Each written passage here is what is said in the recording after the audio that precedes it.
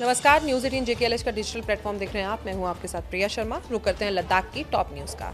लद्दाख में मौसम बेहद सख्त और ठंडा रहा। भारतीय मौसम विभाग और स्थानीय वेदर रिपोर्ट के मुताबिक लेह और आसपास के इलाकों में तापमान भारी गिरावट के साथ जारी है और ठंडी हवाओं के साथ मौसम का मिजाज और कठिन बना हुआ है। लेह, जहां आज सुबह का तापमान लगभग -11 डिग्री सेल्सियस दर्ज किया गया, दिन के उच्चतम तापमान में हल्की गिरावट के साथ लगभग -6 डिग्री सेल्सियस तक पहुंच गया और हवा की हल्की गतिविधि के बावजूद ठंड का असर लगातार महसूस हो रहा है। लद्दाख संभाग के अन्य प्रमुख क्षेत्र करगिल में भी तापमान न्यूनतम रूप से -10 डिग्री सेल्सियस और से -12 डिग्री सेल्सियस के बीच रहने का अनुमान है। नुब्रा वैली और ताल इलाके में भी पारा माइनस में ही दर्ज हुआ है और लगातार मौसम का हाल जो है वो ऐसा बना हुआ है।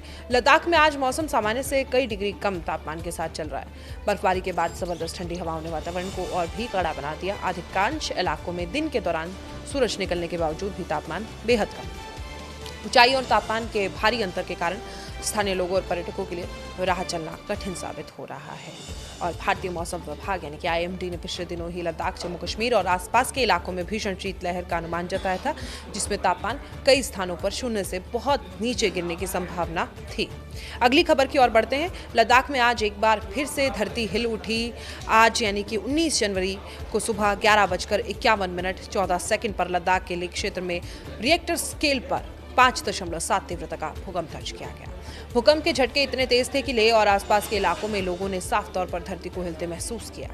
कई इलाकों में लोग घरों, दफ्तर और दुकानों से बाहर निकल आए। अचानक आए झटकों से कुछ समय के लिए अफरा तफरी का माहौल जरूर बना था, लेकिन भूकंप की गहराई अधिक होने के कारण सतह पर नुकसान की आशंका कम बताई जा रही है और फिर भी लोगों में डर साफ दिखाई दिया। भूकंप का केंद्र लेह के आसपास का इलाका बताया जा रहा है, लेकिन इसके झटके लद्दाख के अन्य हिस्सों में भी महसूस किए गए हैं। ऊंचाई वाले और सीमावर्ती क्षेत्रों में तैनात सुरक्षा बलों और स्थानीय प्रशासन ने तुरंत हालात की समीक्षा शुरू कर दी थी और शुरुआती रिपोर्ट्स के मुताबिक अब तक किसी भी बड़े जानमाल के नुकसान की सूचना नहीं मिली है, लेकिन प्रशासन स्थिति पर लगातार नजर बनाए हुए है। अगली खबर, उपराज्यपाल कविंद्र गुप्ता ने नई दिल्ली में केंद्रीय पर्यटन और संस्कृति मंत्री गजेंद्र सिंह शेखावत से शिष्टाचार भेंट की और इस दौरान केंद्र शासित प्रदेश में पर्यटन को बढ़ावा देने और सांस्कृतिक विरासत के संरक्षण और आगामी महत्वपूर्ण आयोजनों से जुड़े कई अहम मुद्दों पर विस्तार से चर्चा की गई। बैठक में उपराज्यपाल ने क्षेत्र की पर्यटन संभावनाओं को रेखांकित करते हुए प्राकृतिक सौंदर्य, ऐतिहासिक धरोहर और सांस्कृतिक विविधता के कारण और ये इलाका देश विदेश के पर्यटकों के लिए बेहद आकर्षक है ऐसा बताया। उन्होंने पर्यटन ढांचे को और मजबूत करने और नई पर्यटन सख विकसित करने और स्थानीय लोगों को इससे जोड़ने पर जोर दिया ताकि रोजगार के नए अवसर पैदा हो सके। केंद्रीय पर्यटन मंत्री गजेंद्र सिंह शेखावत ने केंद्र सरकार की ओर से पर्यटन और संस्कृति के क्षेत्र में हर संभव सहयोग का भरोसा दिलाया है। उन्होंने कहा कि सांस्कृतिक धरोहरों का संरक्षण और प्रचार प्रसार केवल इतिहास को सहेजने का काम नहीं है, बल्कि इससे पर्यटन को भी नई दिशा मिलती है। इस दौरान संग्रहालयों और ऐतिहासिक स्थलों, लोक कला और परंपराओं के संरक्षण पर भी चर्चा की।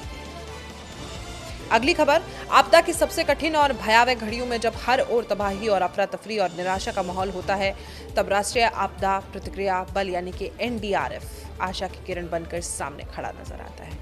बाढ़, भूकंप, भूस्खलन, चक्रवात, आग, औद्योगिक हादसे या किसी भी बड़े संकट की घड़ी में NDRF के जवान बिना किसी भय के पूरी निष्ठा और साहस के साथ मानव जीवन की रक्षा में जुट जाते हैं।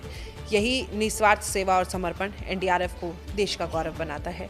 स्थापना दिवस के अवसर पर NDRF के सभी वीर जवानों और उनके मैं लेबनान के कोला एरिया में हूं और आप देख सकते हैं कितनी तबाही हुई है। यहाँ को सम्मान देने का अवसर है, जो अपनी जान की परवाह किए बिना दूसरों की जान बचाने के लिए हर समय तैयार रहते हैं।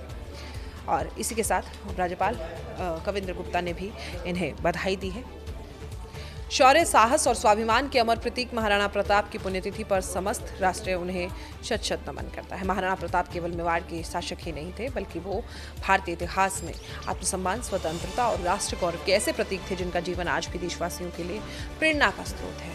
उन्होंने अपने पूरे जीवन को मातृभूमि मेवाड़ की अस्मिता और स्वतंत्रता की रक्षा के लिए समर्पित किया। महाराणा प्रताप ने उस दौर में संघर्ष किया जब मुगल साम्राज्य अपनी चरम शक्ति पर थे और अकबर जैसे शक्तिशाली सम्राट के सामने झुकने से इनकार करना आसान नहीं था, लेकिन महाराणा प्रताप ने कभी भी अपने स्वाभिमान से समझौता नहीं किया। उन्होंने ऐश्वर्य, सत्ता और सुख सुविधाओं की बजाय जंगलों में जीवन, भूख प्यास और निरंतर संघर्ष को स्वीकार किया, लेकिन स्वतंत्रता की लौ को बुझने नहीं दिया।